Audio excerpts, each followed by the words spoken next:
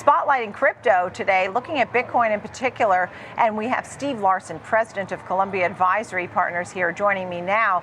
And sure, we're not at 100,000 anymore on Bitcoin, but 85,000, it's not bad, not too shabby when Bitcoin itself is in 6 months up 46%, 1 year 24%. So sure, it can be a little volatile, but really has shown that it's been fast and steady. That's what your point is, right? That's exactly the point. I mean, 100,000 was nice, but most people expected when it did dip, it would go back to that $50,000, $60,000 range, and we just haven't seen that. There's been a floor, around 80,000, which has been really nice. So it's proven to be really resilient, especially compared to some other assets, some other cryptocurrencies, and even a lot of tech stocks that we've seen. So at this point now, obviously you've had this administration being very crypto friendly, and that probably helps, right? I mean, I know a lot of crypto investors were hoping that they would have this administration in place because they thought that would be beneficial. Is it? It's been really beneficial. So what we've seen is just steady improvements with the attitude towards crypto. First of all, the willingness to work with the sector. We're seeing easing of regulations, canceling of bogus lawsuits, all of those things. So what it's helping right now more than anything is Bitcoin. It's really cementing it as a go-to asset and something legitimate. For example, with the establishment of the Strategic Bitcoin Reserve and some of the other initiatives that the White House is working on. However, it hasn't trickled down to the rest of crypto yet, so we're still waiting on some more information there. So the Strategic Bitcoin Reserve was announced. Bitcoin got a pop and then dropped. Expert that I spoke to, who actually is fully immersed in crypto, said when everybody then started buying, that's when I started selling, because I didn't think it would continue to go higher. And we've also learned that they're not buying Bitcoin, they're actually buying something like Coinbase, or, right? I mean, it's sort of fragmented, right? Yeah, yes and no. So I think the reverse of what you heard is also true. If everybody's selling, it's time to buy now as well. And so I think that's a position we're in and why we're seeing an uptick like today.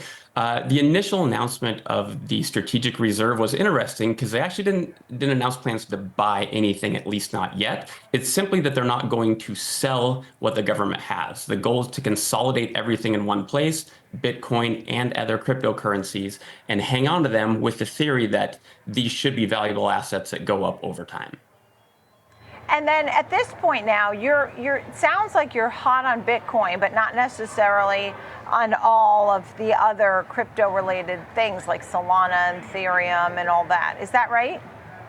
It's more a matter of timing. So like most things in crypto, Bitcoin leads the way, and then some of the other cryptocurrencies follow. So currently, Bitcoin is really proving its worth. What will benefit the rest of the crypto market is the upgrades that we're going to see just to the blockchain regulatory structure overall. So as we get new legislation, as the SEC gets in and issues more clear guidance, it's really going to benefit the blockchain technology and provide clear rules of the road for how they're supposed to operate. And then we'll see the other, so-called altcoins and cryptocurrencies start doing a lot better as well. So would you be buying into Ethereum now? I, of course, can't give investment advice to all the listeners, but I can say for me personally, yes, I am certainly acquiring it at the moment and still believe in its long-term future. Yeah. And what's interesting, too, is I'm not sure how this can get taxed. If everybody starts using Bitcoin, are we going to have some tax implications? Yeah, as of today, we really would. And I think that's one of the things that's been holding Bitcoin back as a currency.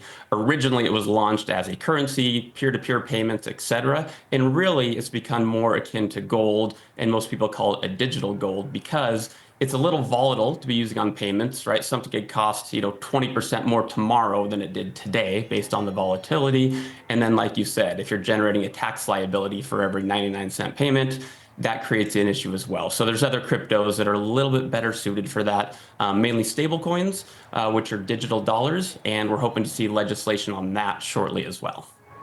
Yeah, would you buy gold now too? I mean, is it buy both type of thing? I know you're not giving recommendations, but yeah. You think gold, which is hitting new highs now, right? Bitcoin hit its highs and pulled back. Gold is over 3,000 now at its new highs pretty much. Would you be buying both?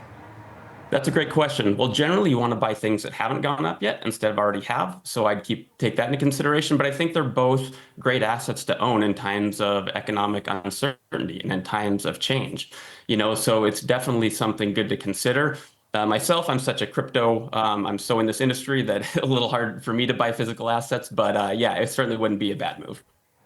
Yeah, and you were looking at ARCB, IBIT, Fidelity's BTC.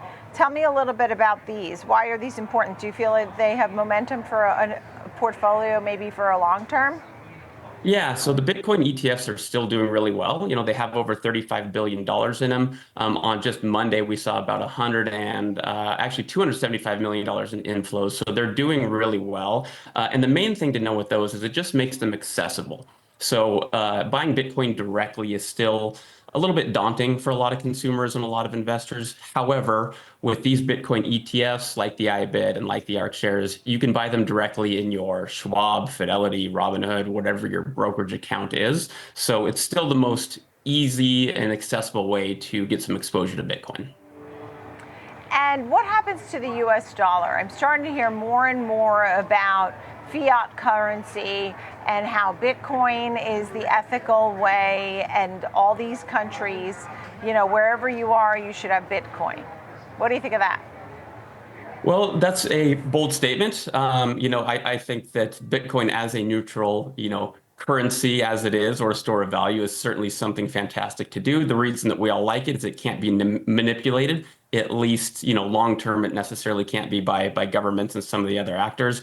But as far as the dollar, as the world tries to move away from the dollar, I think what's going to bring it back are these stable coins and the digital dollars I was referencing. It's still the most stable currency to do trade in, even involving countries that aren't the United States. Country to country, continent to continent, it's still the US dollar that things get pegged against. And so stable coins and digital dollars are what's going to make that easiest to do and keep the US dollar strong. So there's only a certain number of Bitcoin. I mean, that's part of the whole attraction for folks, right? And keeps its value. You talk about the store of value. If governments really acquire a lot of Bitcoin, can they then maybe manipulate it if they have large positions? They can. They absolutely can. And really anything, with a fixed supply can be manipulated pretty easy. We also see things without a fixed supply can be manipulated, like the US dollar by the government in the past. However, in order to manipulate it, they're going to have the price go up a ways. They're going to have to acquire a bunch of it before they can do it. And so I would file that under problems down the road as opposed to problems right now, because if they want to acquire enough to do that, you want to be on the right side of that trade when that happens. I see. I mean, when people say Bitcoin, 100,000, that's obviously very realistic. We've already been there. Bitcoin a million, Bitcoin more than a million. I mean, do you hear a lot of folks saying that? And do you think there has some merit to that over, I guess, the many years ahead? Yeah, I mean, people like round numbers, and Bitcoin million is certainly a good round number, and it's headline getting, and it's just based on inflation and growth of any asset, it should be there at some point. But I do think it's a little premature. It seems like we really need to establish the base case for how is it going to play a role in government treasuries, in corporate treasuries, in personal investment portfolios, or as a reserve asset for corporations, nonprofits, whatever it might be. And that's still being worked out. And that will really drive the long-term projections for where it's going. But to me, 100,000 was a great milestone. Let's get back over that, and then let's just go from there. And just quickly, you talked about easier regulations now. Is there anything that you're watching for specifically that we should make note of in the next few months? Is there a date or a particular piece of legislation that's important to you? Yeah, I don't think that there's a date. The strategic Bitcoin reserve is really good. There's some legislation that they're starting to work through committees, but the one I have my eye on is really what I've referenced a couple times, and that is on stable coins. It's the easiest thing to do. It needs to be regulated like a money market, like a bank-like product. And the industry is not resistant to that at all. Everybody wants protections for consumers. It's not volatile because it's based on the dollar. So this is a really easy win for everybody to get here. And it's going to lay a lot of groundwork for who regulates what, how it's viewed by by Congress and then even by the regulators. So Yeah. I think the stablecoin legislation will drive a lot of this. Yeah, and that would be supportive of the US dollar too. Stephen Larsen, thank you. Got it.